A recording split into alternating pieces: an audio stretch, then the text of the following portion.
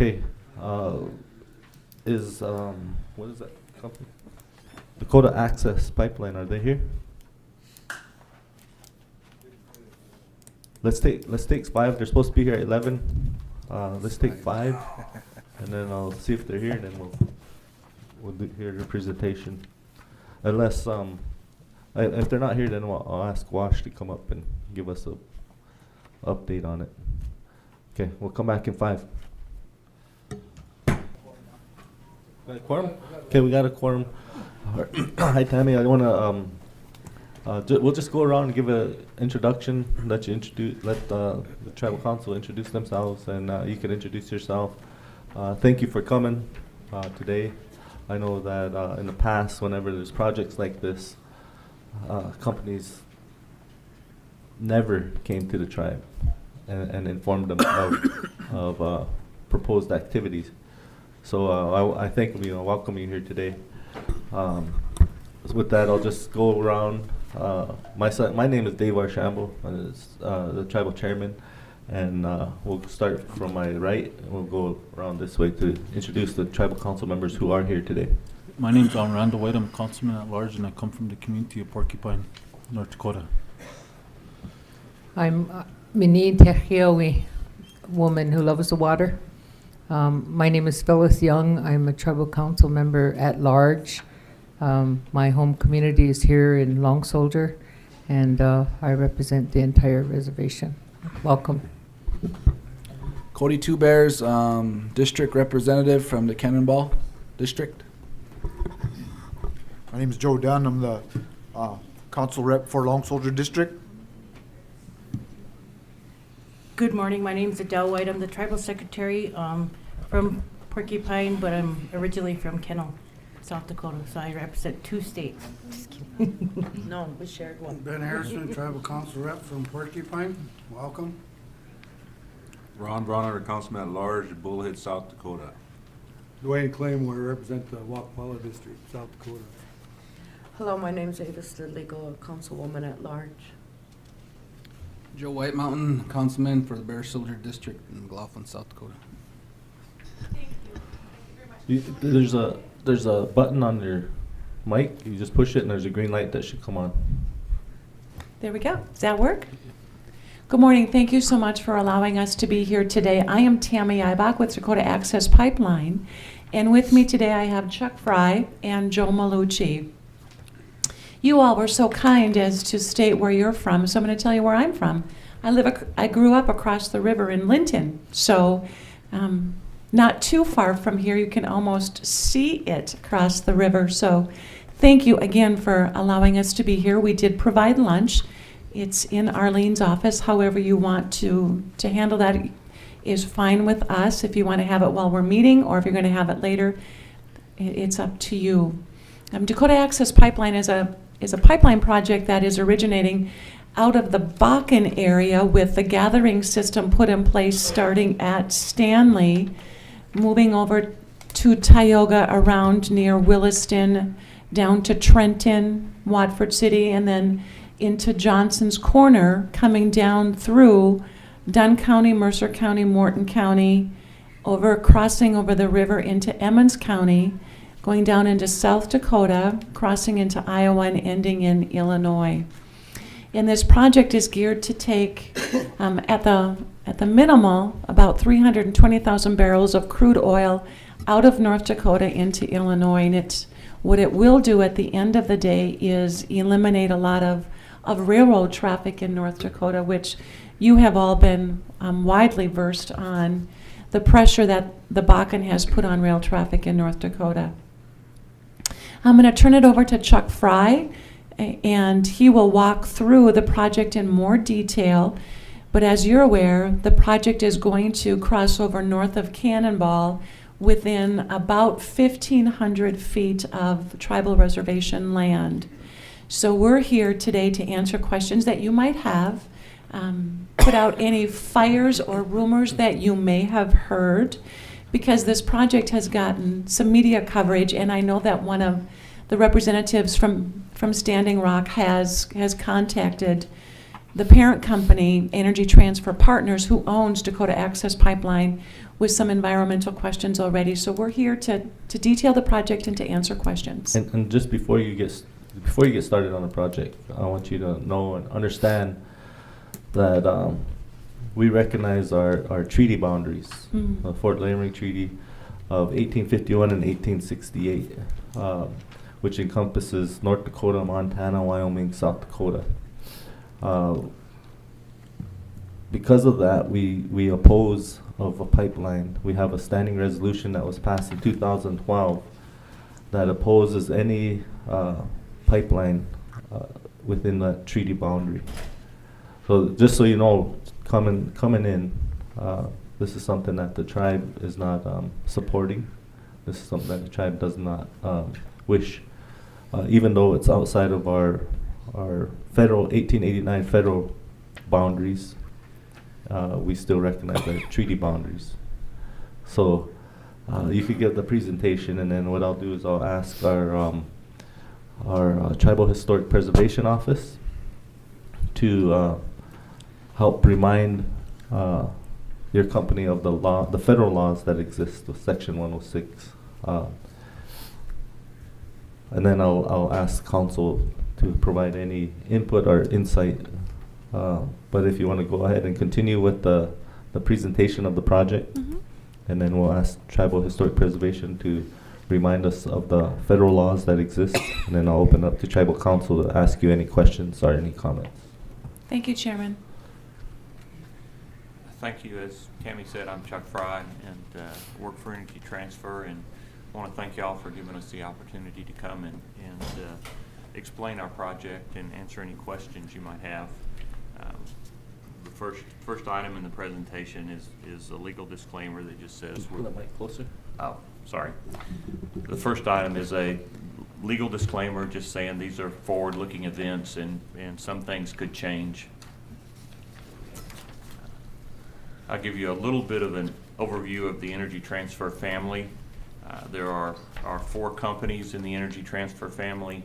Energy Transfer Equity is the parent company. They're located in Dallas.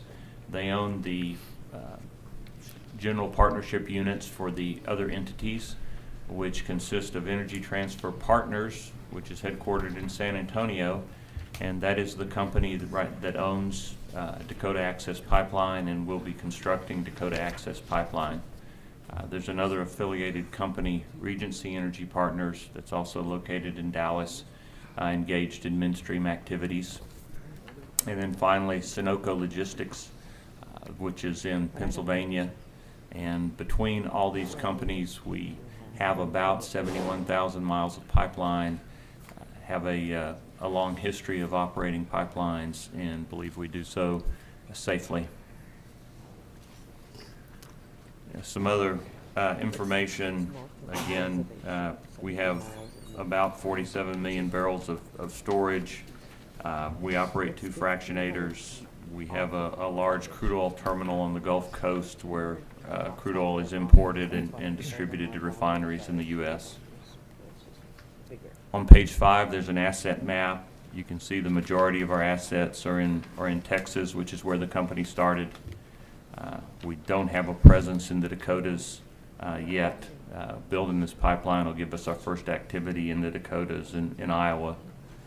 We're going to connect the line down into Illinois. It's going to connect to an existing pipeline that's currently in natural gas service that's going to be converted to crude oil service.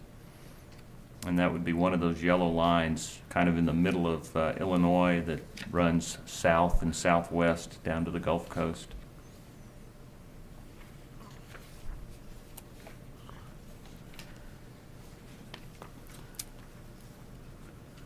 We're going to be constructing about 346 miles of pipe in North Dakota. That'll vary from 12-inch to 30-inch. As Tammy mentioned, we start in Stanley and we make kind of a big loop around the lake and pick up the different production areas in North Dakota where the current drilling activity is taking place. Johnson's Corner is the last gathering point, and there's where we start the line kind of at a diagonal to the southeast, running through North Dakota. Again, about 346 miles in North Dakota, 267 miles in South Dakota. We will have 6 gathering terminals, tank farms in North Dakota, one near Stanley, one near Tioga, one near Epping, one near Trenton, one near Watford City, and one near Johnson's Corner. We will be filing a certificate with the Public Service Commission of North Dakota sometime toward the end of December this year. On page 7, there's a project map that shows the route all the way down to the middle of Illinois. The 6 stars in the northwest corner of North Dakota are the gathering terminal locations.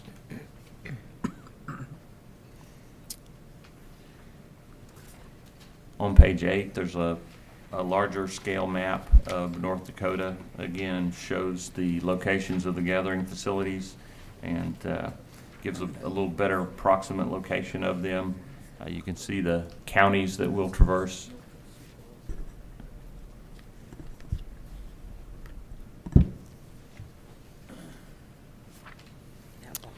As Tammy said, we've got binding commitments from shippers for a minimum of 320,000 barrels a day of Bakken crude oil.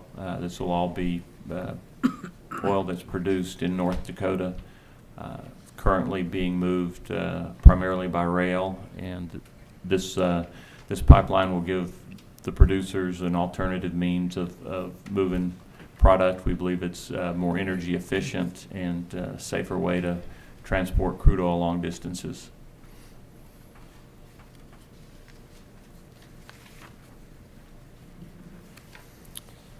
Page 10 gives the mileage in each county. Again, about 346 miles in North Dakota, starting in Montreal County through Williams, McKenzie, Dunn, Mercer, Morton, and Emmons County. We're having public meetings in North Dakota this week, as well as meeting with your tribe and the 3 affiliated tribes in order to explain our project and answer any questions that y'all have about the project.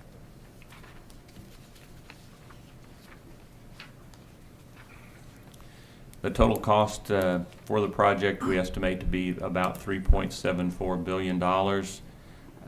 North Dakota would be about just a little over $1 billion, and the same thing in South Dakota, approximately $1 billion.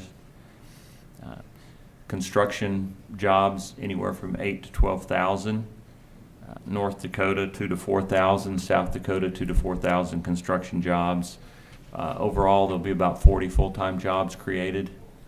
We expect 10 to 15 of them to be in North Dakota and 10 to 15 of them to be in South Dakota.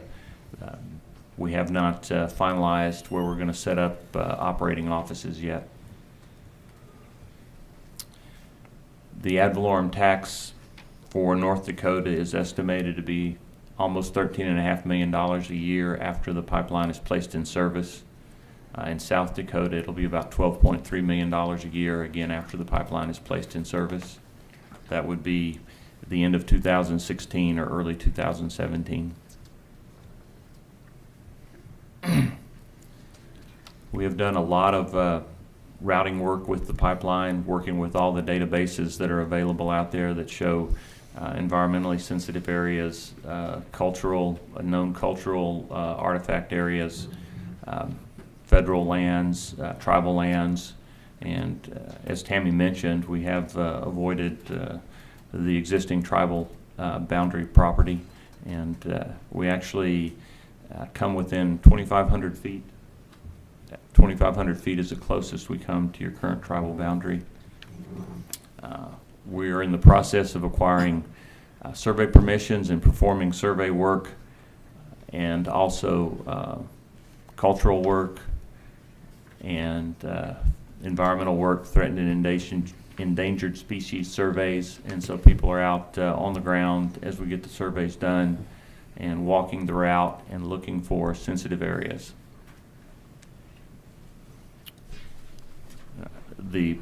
only pump stations that'll be constructed in North Dakota will be at the terminals.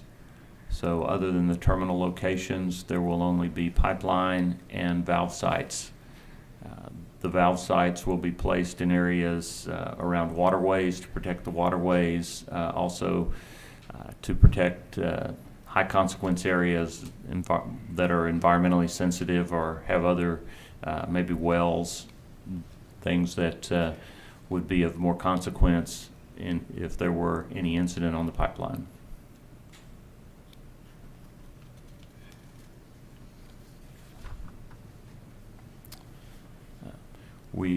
As I said, we're having meetings right now. We expect to file our application before the end of this year. We expect to be ready to start construction early in 2016. And we expect to be finished with construction at the end of 2016. In summary, this pipeline is moving Bakken crude oil only, completely North Dakota domestically produced crude oil, taking it to refineries in the Midwest and on the Gulf Coast. It provides short-term economic benefits from construction activity, construction jobs that'll take place, and then there will be the long-term impact of the taxes and the full-time jobs that'll be created by the pipeline, and it will enhance the ability of the Bakken producers to move crude oil out of the region in a more energy efficient and safer manner.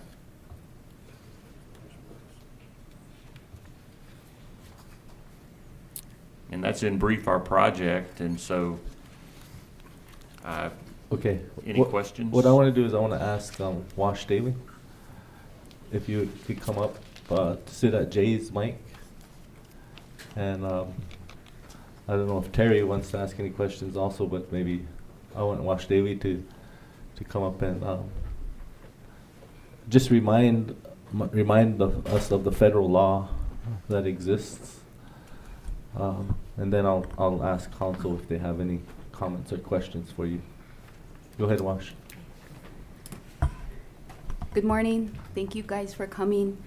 I said I wasn't going to say and that was my first word. My name is Washdewi Young, and I'm the Tribal Historic Preservation Officer for the Standing Rock Sioux Tribe. I deal with the National Historic Preservation Act, and we also work with the National Environmental Policy Act. And I typed up some comments that I think are important for you guys, for us to convey to you our position and why we have the position that we do. Our understanding was there was going to be an individual from the Army Corps here with you guys. Is there anybody? No, there's not anyone with the Army Corps of Engineers. We have been having meetings with them, but they're not coming to our informational meetings. Okay. It's our understanding that the Army Corps of Engineers will be the lead federal agency on this project. Is that correct? I don't know if they're the lead federal agency. I know we're working with them on permitting. On permitting? Yes. Permitting for? Permitting for waterway crossings and other Corps property. Okay. There are critical issues within the NHPA and the NEPA processes that the Army Corps repeatedly overlooks on projects where the Standing Rock Sioux Tribe has consulted on. One such concern would be the segmenting of the routes under the National Environmental Policy Act in order to streamline the permitting process. On June 6th of this year, the U.S. Court of Appeals for the District of Columbia Circuit ruled in the Delaware River Keeper versus the Federal Energy Regulatory Commission case that a continuous pipeline project cannot be segmented into multiple parts to avoid a comprehensive NEPA review. The U.S. Army Corps of Engineers did the same thing to streamline permitting for both the southern leg of TransCanada's Keystone XL and Enbridge's Flanagan South pipelines. Delaware Riverkeeper versus FERC dealt with breaking up a new 40-mile-long pipeline upgrade into 4 segments. For the other 2 cases, the Army Corps of Engineers shape-shifted the 2 projects, both which were hundreds of miles long, into thousands of single complete projects for permitting purposes. The Corps, when it comes to working with tribes, especially the Standing Rock Sioux tribe, their modus operandi is to streamline the process using the nationwide permit 12 to complete smaller segments for environmental analysis, or the 404 permit, which says their agency is only responsible to consult on their jurisdictional boundaries where the project crosses a waterway of the United States of America. This is unacceptable, and as the U.S. Court of Appeals for the District of Columbia Circuit ruled this year to that effect, this exact scenario unfolded within the last 3 years on the Bakken Pipeline and the Baker Lateral Pipeline, where the concerns of the Standing Rock Sioux tribe went unanswered while construction commenced on both pipelines. And in the case of the Baker Lateral, the pipeline became fully operational while the Standing Rock Sioux Tribal THPO office, we were waiting on a meeting that the Corps had promised to set up. And in that meantime, the pipeline, Baker Lateral, became fully operational, and we were notified 2 weeks after that had happened. My question for you guys is, have any permits been applied for by Energy Transfer or their subsidiaries to the Army Corps of Engineers? The permitting process is underway. I don't know if any of the applications have been formally filed. The information is being gathered with which to file the permits. Okay, thank you. For this particular project, it is our understanding that the Corps will be the lead agency. Yet when we contacted the regulatory office for the Army Corps in Omaha, they have been saying that there was no permit issued.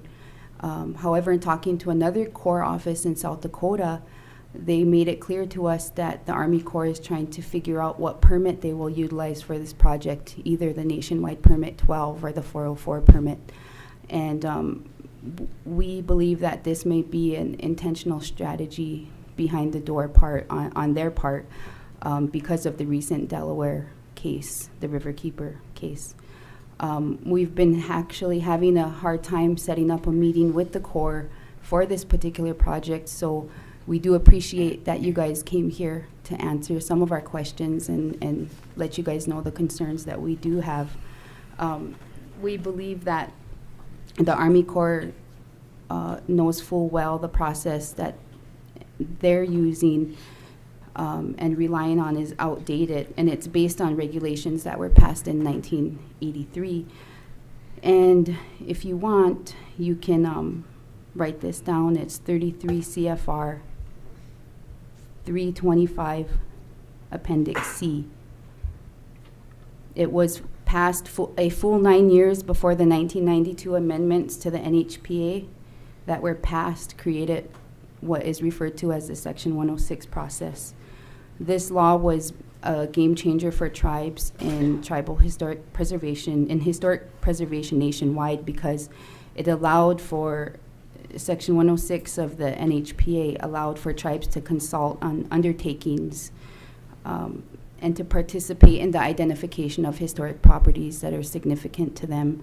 And basically there's 4 steps to that under the Section 106 process. There's the identification of historic properties, and then there is the right for the tribe to help nominate these to the National Register of Historic Places and then resolve any adverse effects to those. At no time on any project that the Standing Rock Sioux tribe consulted on in the last 3 years with the Army Corps were we allowed to participate in identification, which is the first step under the NHPA. So that's very problematic if the Corps is going to be the lead federal agency for this project. And under NHPA, Section 101 D6B says that regardless of land status, the Indian tribe has the right to ascribe significance to a place that was significant to our culture and our ways, our prayers and practices. So regardless of land status, I know that there is an existing natural gas pipeline near the Cannonball, north of Cannonball, that crosses, and you guys may be utilizing that right away, but that also is an area that is important to us. It's important that the land and the waters that we're talking about is not taken out of context. We have a really rich history here, and our history and ceremonies are who we are.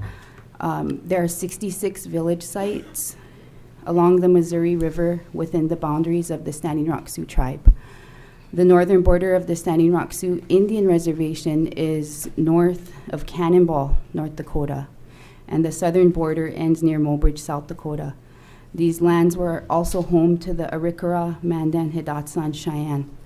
The proposed Dakota Access Pipeline would cross the Missouri directly underneath a village site. There is an island that gets exposed when the Oahe Reservoir levels drop. This island is part of a larger village that is presently inundated. There are human remains, artifacts, pottery shards, tools throughout this entire channel.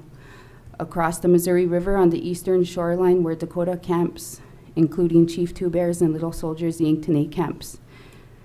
This crossing is near what was called Mini Horsehead Bottoms. It's where the Dakota escaped General Sibley and Sully in 1863 after the massacre at Whitestone Hill. Chief Bighead's family crossed the water here.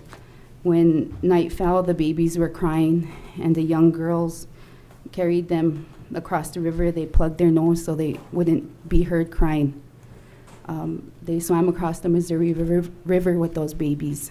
This is a story that many of us do not know, but it's an important part of our story that needs to be put out there. And I actually struggled with this last night, is do we want to tell something that's so important and sacred to us to a pipeline company? But it's important for you guys to know the history and our connection to this area.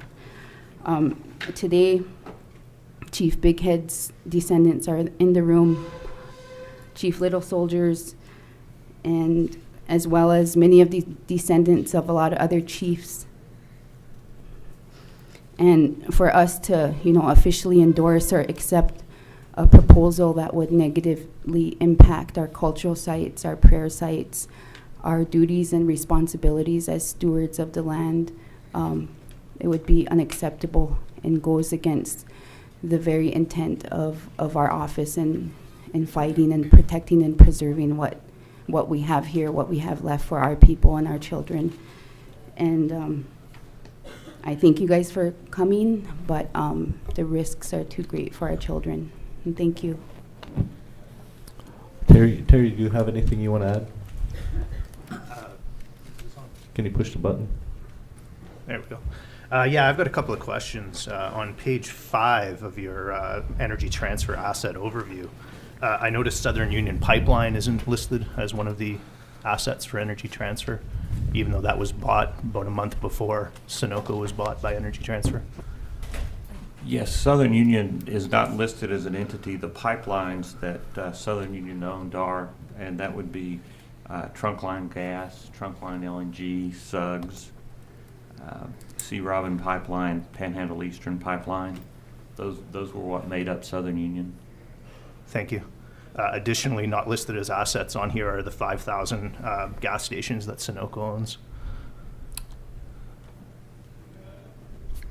That is correct. That's set up in a different holding company now. I'm not sure why it's I think it's Strausser. I'm sorry, I'm not real familiar with the retail gas station operations, but it is in the family. It's not part of it. It's being moved out of Energy Transfer Partners into a different company. Okay, thank you. Some other questions. Are there any additional pipelines in association with this Dakota Access owned by or proposed by Energy Transfer? And be aware, I do my research, so. There is, Dakota Access Pipeline itself runs to Patoka in Illinois, and at that point it connects to what we're calling Energy Transfer Crude Oil Pipeline. and that runs down to Nederland, Texas, which is right by Beaumont. And so those two pipelines are going to connect to each other in Illinois.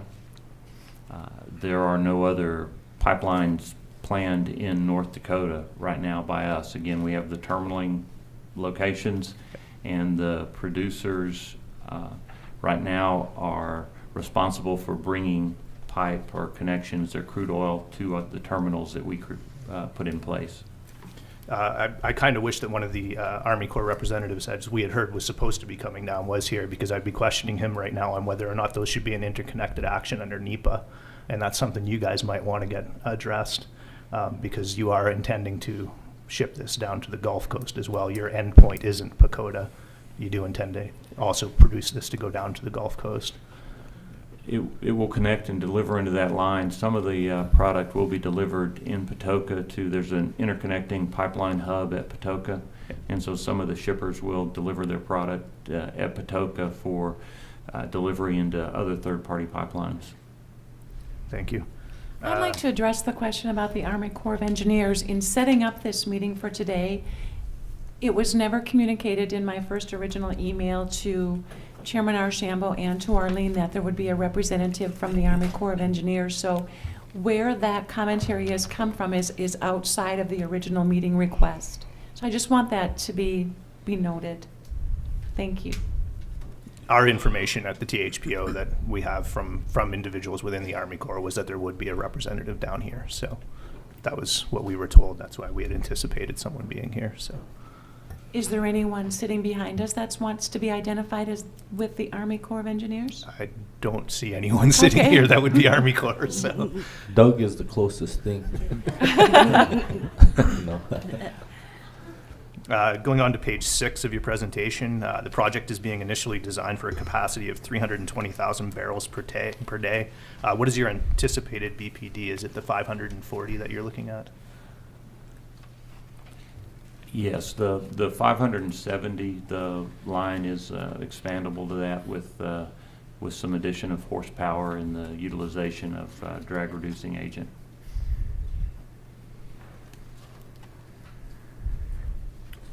Going on to page 9, Dakota Access LLC has secured long-term binding contractual commitments for up to 320, and then there's the mention of the 570,000. When was this accomplished in terms of your open binding season?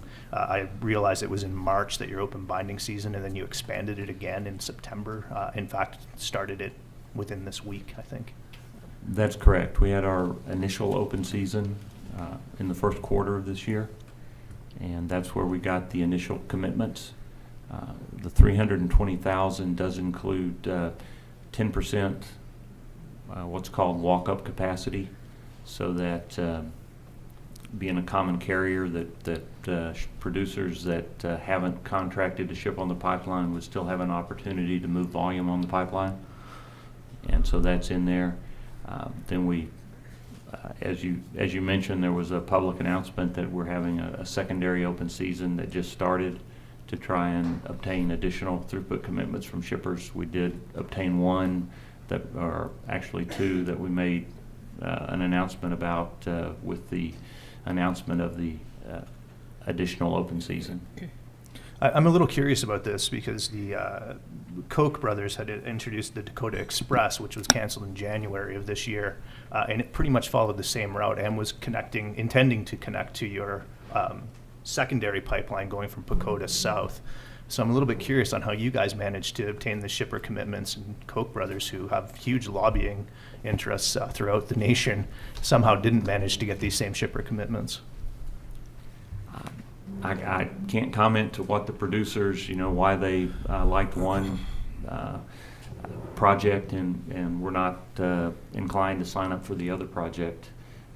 Perhaps it's the fact that our project gives them an ability to move barrels to Patoka and also to move barrels to the Gulf Coast.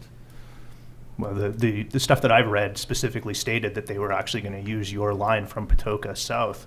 So I'm a little bit curious on why they canceled, and you guys see this as a feasible option. I mean, granted, you've got apparently your 320,000 commitment, which is great for you, but I'm still kind of stumped on why. Koch brothers, who I assume, based on the fact that they're rated 6th in the world for billionaires, didn't manage to get the same commitments that somebody who's rated 521st in the world in 2013 managed to do? Again, you would have to address that question to the producers who signed up with us. All right. Will that be available eventually publicly, or will that be kept private? We'll write this down. I'll have to get back with you on that question. I don't know if that is public information or not. The terms of the contracts are not. I don't know if the ship producers are. Yeah. I noticed that it did say that there would be confidentiality agreements in terms of the open season, but as you just mentioned, it might be public knowledge on who those companies were, but not the terms. So, continuing on. Page 11, you listed 40 permanent jobs, North Dakota 12 to 15 jobs. North Dakota's percentage of, I guess these jobs would be more associated with the pump stations, considering that there's 5 here as opposed to 1 at Patoka. I'm a little curious on this number, though. Are these new jobs created or just permanent jobs associated with the pipeline? The FTEs would be new jobs being created because we don't have any current staffing in these areas. And so, yes, there'll be, the positions would be mechanics, pipeline operators. You have to have folks who would do the one-call investigations when somebody's doing construction activity in the vicinity of the pipeline. Going on to page 12, routing analysis for pipeline facilities to parallel existing corridors as much as possible. Will this be shown within the environmental assessment or environmental impact statement that NEPA requires? The reason I'm asking this is that currently the natural gas pipeline sits on Cannonball Ranch, which is historically significant to the Standing Rock Sioux tribe and North Dakota in general.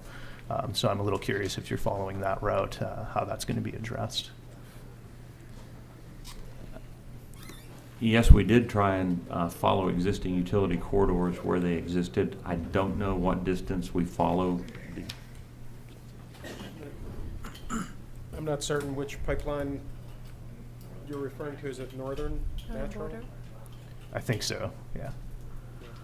We do follow it for a little bit in Morton County, just north of it. All right. Also on the same page, currently conducting civil wetland threatened endangered species and cultural resource surveys to identify sensitive areas to avoid. You heard from my boss, Washdawa Young, that we haven't been involved in identification efforts with the Army Corps throughout numerous projects throughout our ancestral territories. So I'm curious right now, what's the tribal participation on these projects? Because I know Emergent is the contracting company for you guys. I know that they're currently hiring archaeologists, but I'm also curious on where they are and where you guys are in terms of tribal participation on these projects. That I'm going to have to get back with you. I don't know specifically. I know we have availed ourselves of all the available public information that the state has in trying to overlay that with our maps to have that shown as points to avoid. And then the actual physical guys on the ground walking, looking for any evidence of culturally significant sites. And I guess I'll ask, you mentioned a couple of spots when previous discussion, and do y'all have maps or anything that denotes such areas, or is that available in contacting someone with the tribe? Generally not available, but you can talk to our office about our issues and concerns with your pipeline route. We do have traditional knowledge and oral history of a lot of these areas. In particular, as Washdawa had mentioned, some of the story that she had just conveyed in terms of the exact area where you're intending to cross. And that we don't give out publicly, but we will talk about it privately. So. The other subsequent question to that, you mentioned that people are surveying. What exactly is being surveyed? Is it just jurisdictional boundaries of the Army Corps, or are you guys surveying 100% of your pipeline route? We're surveying the entire pipeline route. We're doing a centerline survey for the proposed route, and we're surveying property boundaries of all the landowners who property is crossed by the pipeline and adjacent property owners. Okay, sorry, I'm just writing this down. How large is your right-of-way? 150 feet, 300 feet? The permanent easement is planned to be 50 foot in width, and the construction easement will generally be 150 foot in width. Additionally, do you have access to all of this land, or are you guys going to be doing eminent domain on any of it to get access? Has there been any resistance to your pipeline crossing individuals' lands? Right now, we're in the process of getting the survey permissions and finalizing the route via the surveys that are performed. We have just started the process of talking to individual landowners about easements, and our plan, desire, and the way we're focused on doing these projects is to avoid the use of eminent domain. Thank you. Going to your summary, 100% domestic produced crude to support 100% domestic consumption. Yes. I'm kind of shocked you guys put that in there, to be honest. Why is that? Because there's no way that it's going to be consumed strictly within the United States. You have no control over what your shippers do with that crude oil. And in fact, it's heading down south where it's got easy access for shipping to Europe, where the profits are generally greater. The United States exports more crude oil than any other place right now. So I'm a little confused. That's not an accurate statement. Federal law prohibits the export of crude oil. It's being refined down at the refineries down in... Refined products can be exported. Crude oil cannot be. But that's the intention, is you're shipping this to Dakota for refineries in Dakota, and at the refineries, it says that right in your announcement, it's being refined at the Gulf Coast and Dakota, which generally means it's likely used for export. It's the same as saying Keystone XL isn't going to be exported, which we all know it is. So... Currently, the U.S. imports, the United States imports about 7.5 million barrels of crude oil, and so any additional production we have out of the Bakken would tend to reduce the amount of crude oil that's imported into the U.S. And yet it's been producing since 2008 on the levels that it's been doing it at, and there's still been no reduction in terms of your imports in the United States. So I'm not going to get into an argument, but I'm kind of shocked that that's in there. So.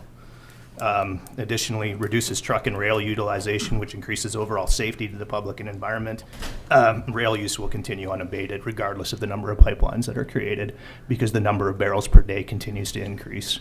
It's not going to see much of a deficit in terms of rail use just by one pipeline, or 3 pipelines for that matter. If it was, you'd see Warren Buffett investing more in pipelines as opposed to rail, which he continues to invest in. So. I have a question. If there are resources that are identified on the route, what is the plan for possible reroutes or avoidance of those resources? The line, we will reroute as necessary for threatened and endangered species and cultural resources.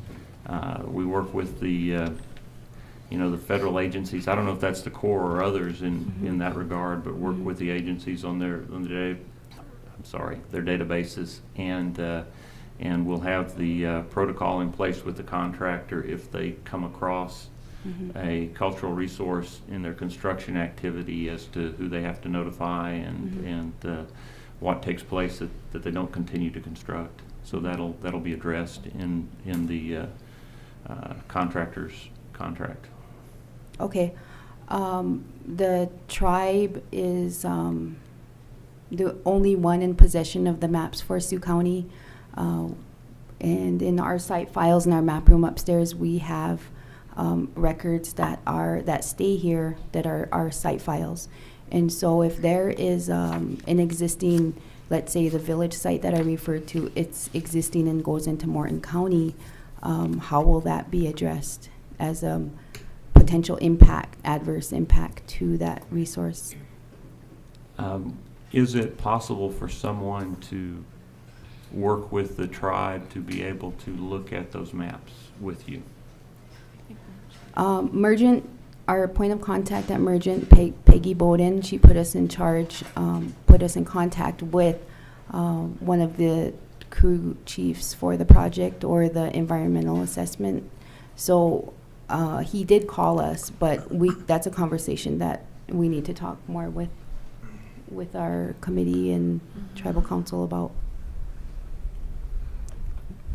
Okay, if you're willing to share the information that you have or some of the information that you have, we will take that information and utilize it in our routing process. Okay, thank you. One more comment that I have is that the northern pipeline that crosses at Morton County, the Missouri there, that pipeline has been, I'm not sure the exact date that it was constructed. Do you guys know that? 1881? 1981. 1981. Okay. So the 92 amendments to the National Historic Preservation Act were passed in 1992, and that was before the tribes had the right to consult on the project. So I think it would be really important for you guys to have tribal participation or request to work with the tribes on that, because it was built before the tribes had a voice in the process. And also that we ask that you consult, I'm talking. Also, we ask that you consult with Standing Rock. Because we do have expertise and we do have knowledge of where the sites are. There are tribes that claim they know what sites are, but because we're talking about the entire area that you're trying to take the pipeline through crosses our treaty boundaries and where we existed before anybody. And so we have significant sites and we know what they are, and we're always trying to educate people about the sites. So if we know exactly where your pipeline is, we could help you and identify what is there. But that's where we have to work together, and that's why I thank you guys for coming to this has never been done before, where XL Pipeline, they just routed it. They had no communication with tribes prior. There was no communication with, we have 7, we call Ochete Shakoy, the original tribes that were in this area. So by you coming and trying to understand what our concerns are, what our questions are, what laws apply, if the 1981 pipeline that crosses north of the Cannonball River, if the 1992 law was in place, we could have showed where there's a significant site to our ancestors, to us, and to future generations. We could have let them see what exists there, and it's still there today. Even though you can look on the map, you can look on GoogleMap.com satellite images where the pipeline crosses north of Cannonball, 1,500 feet or 2,500 feet. There's an you can see where it's been dredged. You can see where the water goes under the river, and it's right beside an island that was important to us. So that's within that right of way. So it's really important that you communicate with Standing Rock right now. That's what we're asking. You're here, so any future plans on routes or anything, you should come to Standing Rock and not other tribes. That's our ask for you. But I want I had a couple councilmen that had their hands up to ask questions. I have Randy, Avis, and Phyllis. Are there any other council that have any comments or questions? Okay, I'll let Randy, Avis, then Phyllis. Randy's over there. Good morning. First of all, I just want to say that you're talking about consultation. I mean, to me, when you have the stakes laid out, to me, I mean, it's not consultation because the plans are already done. And to me, that's really wrong. The other concerns I have is we talk about refineries and oil. A year ago in North Dakota, we're all native in North Dakota, people were paying $5.64 for propane up to $6.25. Where were the people that were pumping all this refinery oil out of here when people from North Dakota are having hard times? And a lot of times I pose that to our senators And I said, what do we have a refinery? And I can go to Rapid City, South Dakota and get 24 cents cheaper gas, or go to Fargo and get, what is our refinery doing here for North Dakota? To me, there's only a few people that are getting rich off it, and surely ain't the people from North Dakota. So I just wanted to make those concerns because a lot of us live here and we have to pay that high propane cost. And a lot of times, I know we address it, so I just wanted to make that, put it on a record, because I mean, that's, a lot of our people don't have that money to pay $5.64 or $6.25 for propane. That's a lot. So I just wanted you to take that back and tell all these billionaires, I mean, these are lives that are north of Cannonball, that's a lot of our family that they're gonna, but I just want to make that matter of record, Chairman, so. Thanks, Randy. Go ahead, Avis. Avis. Phyllis. No, I have Randy, Avis, and then Phyllis. Oh, I thought Phyllis was before me, but thank you. I guess I'm like the chairman, I thank you for coming. But some of the things that I was concerned with is the participation of our THPO. I think they really have to participate in the monitoring of those sites, cultural sites. You said they're out there walking the ground now, and that's been a standard, I guess a sore spot with the states of North Dakota and South Dakota is that they really don't have a lot of that information about cultural sites within our reservation. We have that, I guess, historical knowledge here on the reservation that they have. A lot of it, some of it, I should say, is not written down. So it really is going to take some tribal participation. You ain't going to get a map with it marked out. And a lot of it's in our oral histories.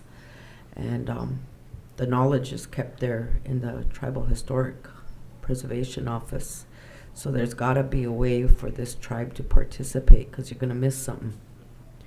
And then I understand, I wanted to let you know that yesterday the Standing Rock Tribal Water Control Board passed a motion to oppose those two pipelines.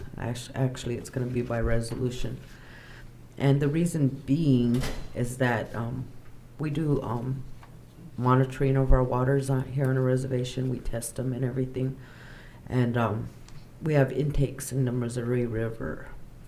And we utilize that water for consumption on this reservation. Mm-hmm. And that's going to be a major concern for us, is the contamination of the water.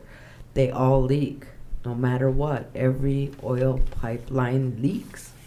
And we're going to end up contaminating our water. And one of the uses is beneficial use. I think Phyllis is going to highlight some of that, because she really keyed into it for us here on Tribal Council. One of the uses we have is beneficial use, and that means that we consume the water. We're really worried about it being contaminated for us here now that use it now and our future generations. It's a great fear that we have. They all leak, no matter what.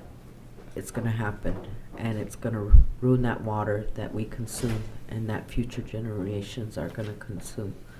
So they passed the Water Control Board, and it'll come before this council, and we'll probably be coming forth with a resolution opposing it. And the tribal council already has a previous resolutions resolution with 2005. previous pipelines. I guess that's what I wanted to stress there, that we have superior winter reduction rights on all the waterways in our Aboriginal territories, and we do use the water, so that would be our biggest fear, is that it's going to be contaminated. So that's all I wanted to mention, is what the action the Water Control Board took yesterday. Okay, thanks, Avis. Go ahead, Phyllis. Mr. Chairman, for the record, we have a quorum. 15 Statute 635 is ratified by the Congress of the United States.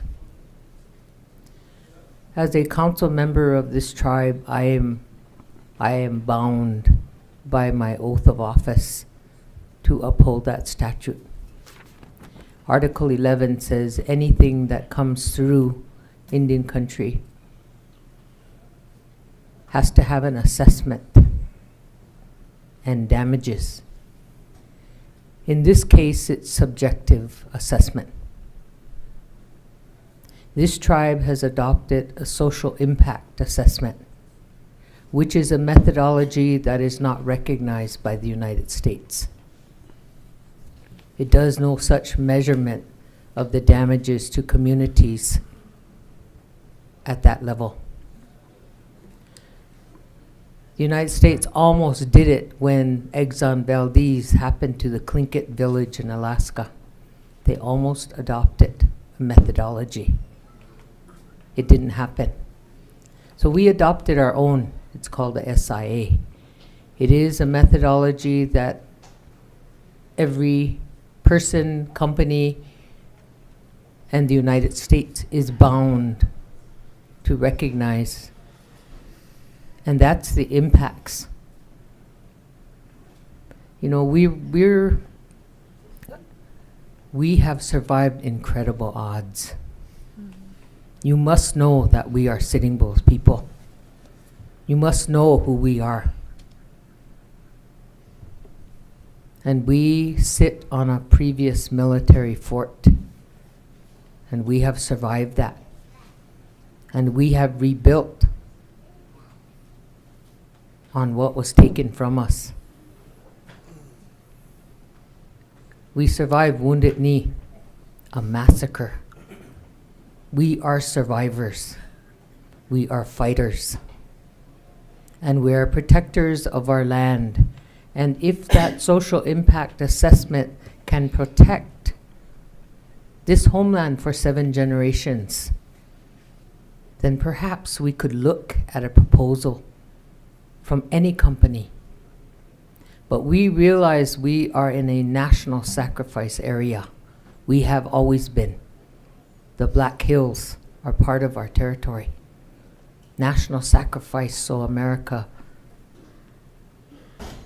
could take the largest gold mine and take all the gold from our people. We have about $5 billion in the treasury that we did not take for payment of that gold. We are national sacrifice area. We were the #1 military zone. They nationalized our airspace to protect this country. And in my lifetime, a national sacrifice area to build the dams so that there could be hydropower and revenue in the national interest for this country. And taking my home, flooding it in the middle of a cold winter. I know what it is to be homeless. I know what it is to be hungry in this great land of plenty, where we are lived in the richest riverbed in the world. So it's nothing for you to come and say, we want to do this. We want to be friends with you. But Section 106, what the National Historic Preservation Office has addressed, is ancestral territory. It was very astute for you to go around the northern boundary of Standing Rock as we see it in modern times. This is treated territory. Those are ancestral lands. 50 yards, 100 miles north is treaty territory. So you are bound by Section 106, by the laws of this country, to adhere to those laws that are federal laws for the protection of our people. So it wasn't very, very cool to go just 50 feet north of our boundary. So you need to know also that there's been a $5 million claim filed on the Bakken. $5 million a day for what's going on in the Bakken in treaty territory. That's been filed in 2007. So we are not stupid people. We are not ignorant people. Do not underestimate the people of Standing Rock. We know what's going on, and we know what belongs to us, and we know what we have to keep for our children and our grandchildren. In 15 Statute 635, we are also keepers of the Missouri River to the east bank. To the east bank. That's statutory. And the Army Corps of Engineers, in all of their underhandedness and their control they think they have of this river, is our territory. You mentioned nothing about the water. You don't want to infringe on native lands, but our water is our single last property that we have for our people. And water is life. Miniwi choni. You as a human being cannot drink oil. You need the water to survive. 75% of our body is water. We believe in the natural systems that we have. We have fought for that. We have sacrificed for it. And we're still waiting for the compensation for the building of the dams. We are still owed on the construction of those dams $339 million. That's probably a drop in the bucket for your oil company. We're still owed for the actual revenue that comes off of it. We are owners of 13% of the hydropower on that river. How do you separate it? How are you going to separate the oil from the water when it's contaminated? How are you going to do that? Only the Creator can do that. Maybe in your high technology, you think you can. But this is our property. This is our homeland. And we are protected by statute. There is statutory law that has to be changed. And let you know that we did go on record to sue Keystone XL Pipeline to stop it. And we are going before the Public Utilities Commission in South Dakota because they have to redo their licensing process. And we will do whatever we have to do to stop this pipeline, as we do 55 other pipelines proposed in North Dakota. Dakota, North Dakota, Mia Ma Dakota, I'm Dakota. Dakota means friend and ally. This was Dakota territory. This is treaty territory. This is where you agreed not to come into my territory. We signed a treaty of peace that you would not come here. The state of North Dakota and South Dakota, they filed an enabling act to join the Union of the United States, that they would not interfere in the affairs of the people who lived here. And that was upheld by the Supreme Court of the United States in 1964.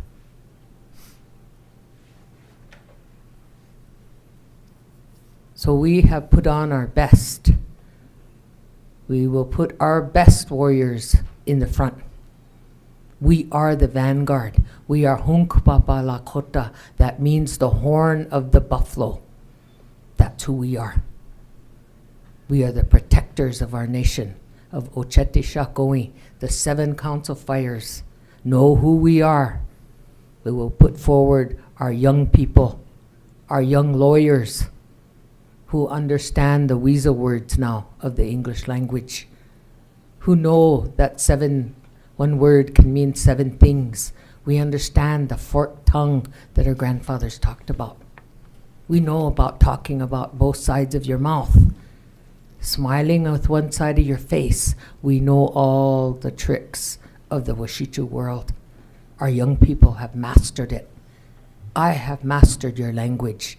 I can speak eloquently in the English language my grandmother taught me. But I also know the genetic psyche. And I also have the collective memory of the damages that have occurred to my people. And I will never submit to any pipeline to go through my homeland. Mitakease. Go ahead, Ron. One comment that I want to say is 2,500 feet is too close.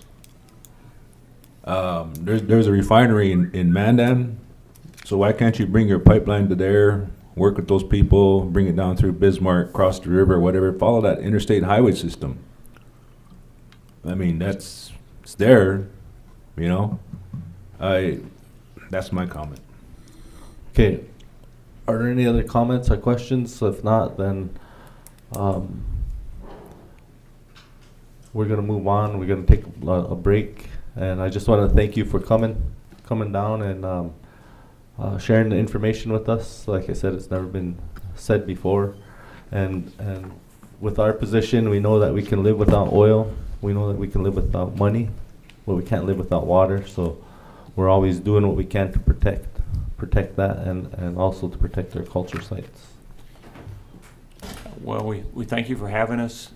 If there's any time that you or other members of council would want to have any description of, some of the monitoring safety programs that we have in place to ensure that we operate the pipeline safely and that there are not leaks from the pipeline, we'd be glad to share that information with you. Okay, thank you. Now we'll recess until 1 o'clock. Thank you. Okay.